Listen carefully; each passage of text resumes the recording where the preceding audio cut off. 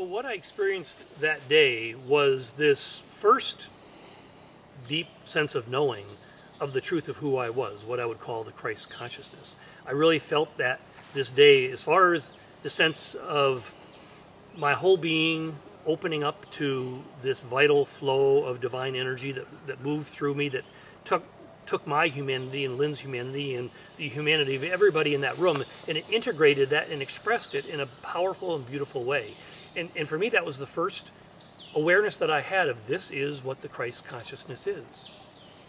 And I felt it. I felt it as a vibration in my body.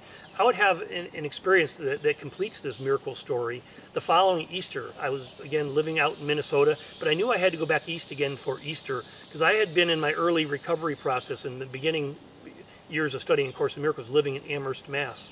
And there was a church there called Hope Church that I'd been to, and Carlos, the minister, was this beautiful Christ-like man, and I knew I needed to be with him and that church for Easter Sunday.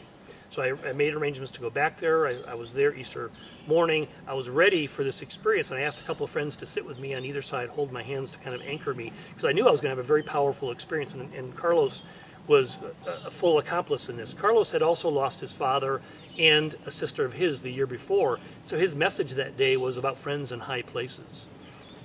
Now, I had had a series of experiences early in my process of studying Course in Miracles where Jesus, without my initially wanting him to, he started showing up in my dreams and in certain visions I had. And one vision I had repeatedly was me being bent over in prayer, as I often did in those early days, oftentimes crying, just releasing a lot of this pain. And he would come to me and he'd lift me up by the left armpit and he'd walk me over to this precipice. We'd look out over the precipice. He'd sort of point to the horizon as if we had this work to do. He'd take my hand and we'd step off the precipice together and fly into our destiny. So this had happened a number of times. So this Easter Sunday, Carlos is giving a sermon, and my heart is pounding. I can feel his energy flowing in me. I was just,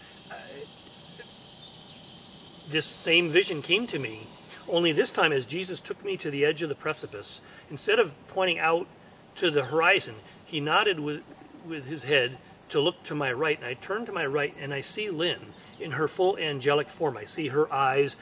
Really, she's just energy. She's not a body. Her hair's flowing out. She's this radiant light being. And I knew that I met her in her true form. That's the way she had always been, and that's the way she was when she was freed of her earthly burden.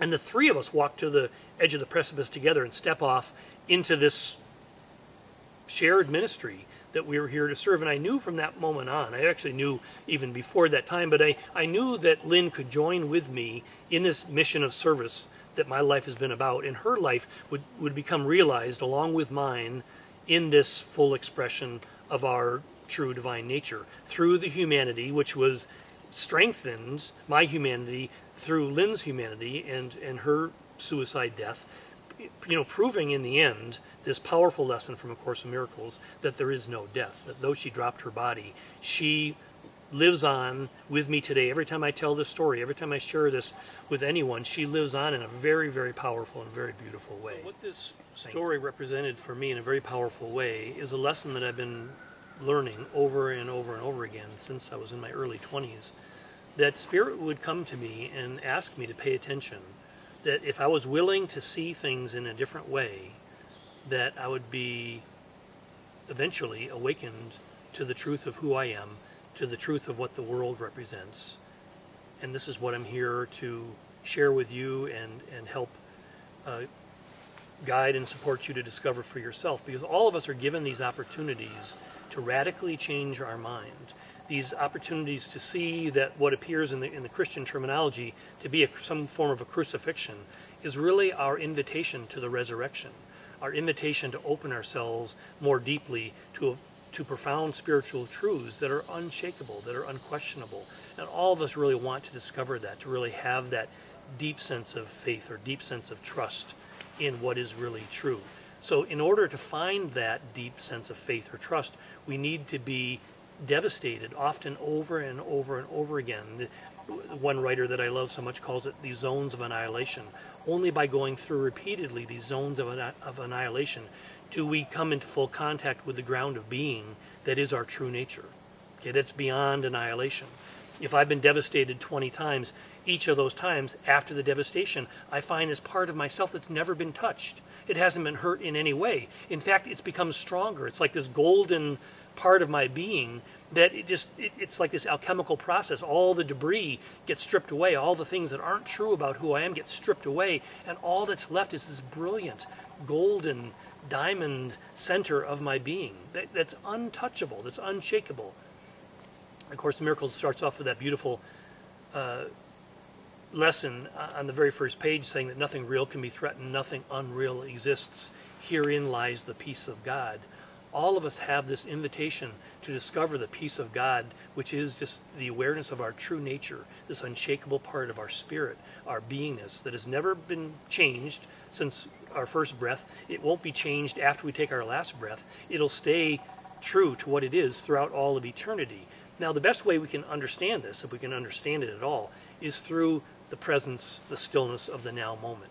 And this is why great teachers like Eckhart Tolle and others are guiding us toward this experience of the now moment, because the intersection, as it were, of eternity and the world of time and space is the now moment. So we want to explore how we can more deeply move into this, the stillness and the presence of this now moment. And this is our portal, again, to this deeper awareness, deeper connection, not only with our divine, but with the spaciousness that we allow to arise in our hearts. Our humanity rises up to meet this divinity and again becomes part of this beautiful expression of the Christ self that we truly are.